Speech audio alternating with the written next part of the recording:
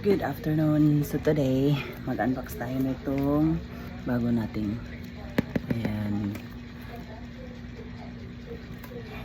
Dumating na yung DJI mic mini ko at kinuha ko yung dalawang microphone. Of course, one transmitter and then one microphone.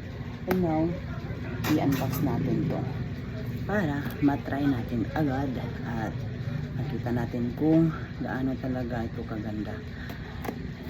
So wala akong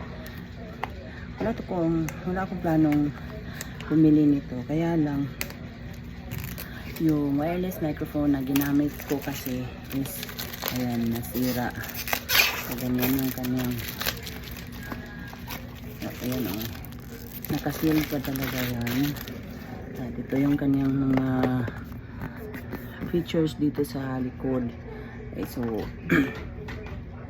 at ito yung kanyang harap.